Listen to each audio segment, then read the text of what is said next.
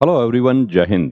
SSC constable, GD हो, CPO, SI, RPF या कोई भी आर्म्ड फोर्सेस की हम तैयारी कर रहे हैं। मेडिकल में फिट होना बहुत जरूरी है। मेडिकल में आप अनफिट हो गए यानी कि आप भर्ती प्रक्रिया से बाहर हो गए। अब SSC constable GD 2024 common mistakes candidates ने की थी। सिंगल पॉइंट अनफिट यानी एक ही पॉइंट में अनफिट किया गया है। एक पॉइंट में अनफिट किया गया है यानी कि कहीं ना कहीं कैंडिडेट को जानकारी नहीं थी, या ये कहें कि थोड़ी लापरवाही हो गई, या ये कह सकते हैं कि ओवर कॉन्फिडेंट हो गए, या पहले कभी मेडिकल हुआ था तो उस समय फिट थे लेकिन बॉडी में चेंजेस आ जाते हैं।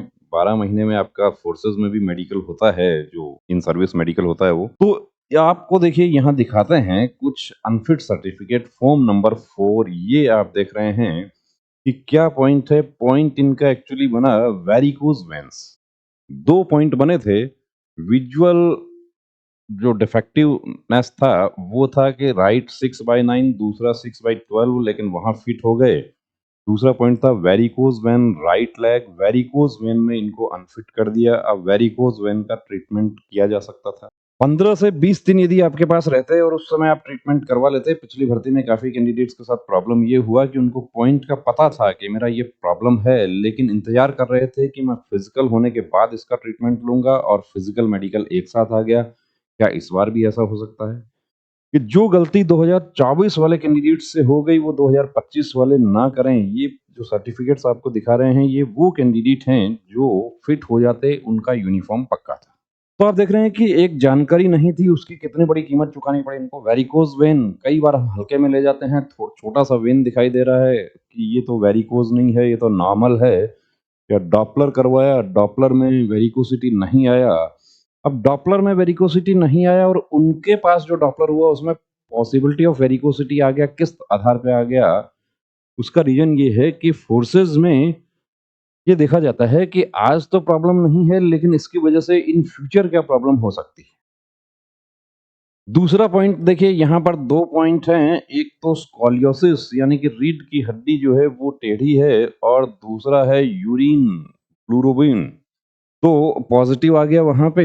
अब एलएफटी जो हुआ इनका लीवर फंक्शनिंग टेस्ट वो नॉर्मल आ गया, यानी कि यूरिन वाले पॉइंट में ये फिट हो गए, लेकिन स्कोलियोसिस में ये अनफिट हो गए।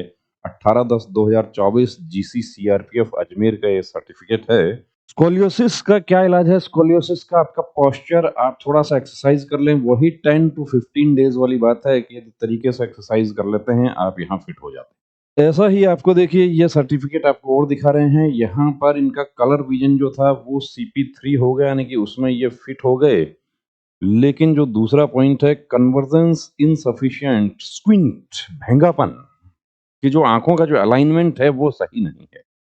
अब नॉर्मल स्क्विंट है, उसको एक्सरसाइज करके जो आप देखते हैं पेन वाला एक्सरसाइज इस तरीके से, वो करके वही 10 to 15 डेज। लेकिन ये कब पता चलेगा आपको? पता उस स्थिति में चलेगा जब, जैसे इनको एक मौका दिया इन्होंने अपने आप को, तो एक मौका देना जो है वो महंगा पड़ता है। अब 1 साल का डिले हो गया, अब इस बार फिर आए हैं, इस बार ठीक कर लिया है उसको, इस बार अच्छा स्कोर है, इस बार की पूरी ताकत से पूरी शिद्दत से लगे हुए हैं।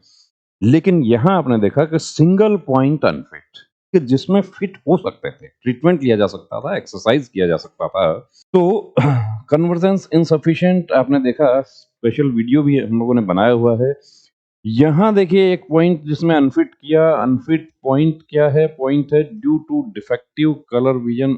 CP4 क्या है? CP3 क्या है? CP3 को CP4 कैसे कर सकते हैं? आप CP3 को CP4 करने, सॉरी CP4 को CP3 करने के लिए प्रैक्टिस कोर्स हमारे मोबाइल एप्लीकेशन पर अवेलेबल है। अभी यूपी पुलिस में बहुत अच्छे रिजल्ट्स हमें मिले, पिछली एसएससी जीडी में भी बहुत अच्छे रिजल्ट्स मिले। तो थोड़ा सा प्रैक्टिस आप कर लेते हैं, वहां पर आप झिझकते नहीं हैं और आप पार हो जाते हैं।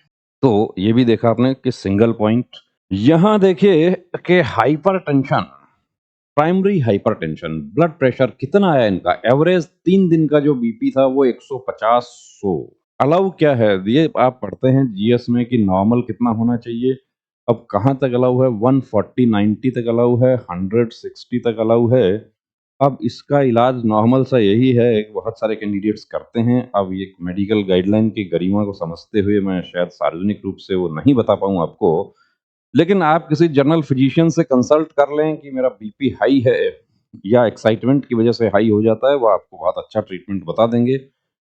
तो जो गलती देखिए 2024 वालों ने की, वो 2025 वाले नहीं करना। बड़ा अफ़सोस उस स्थिति में होता है, विशेष रूप से आपको भी प्लस आपके जो नियर डियर वन्स हैं उनको भी, कि एक पॉइंट की वजह से बाहर हो गया। ये पॉइंट यदि फिट हो जाता तो यूनिफ़ॉर्म मिल जाती, तो ऐसा नहीं करना। पहले से अपना चेकअप करवाएँ। आपका कोई डाउट है, आप हमारे साथ शेयर कर सकते हैं। व्हाट्सएप आपके लिए 24/7 चालू रहता है, कि जब भी आपका कोई इस तरीके का डाउट आपको लगता है, आप हमारे साथ शेयर कर सकते हैं। आपका डाउट क्लियर करने की कोशिश की जाएगी, और कंप्लीट प्री मेडिकल चेकअप की सुविधा हमारे सेंटर पर उपलब्ध है, मेल फीमेल दोनों के लिए। उसके लिए आप स्क्रीन पर जो नंबर दिया है, डिस्क्रिप्शन में नंबर दिया है, उस पे आप संपर्क कर सकते हैं। क्या है?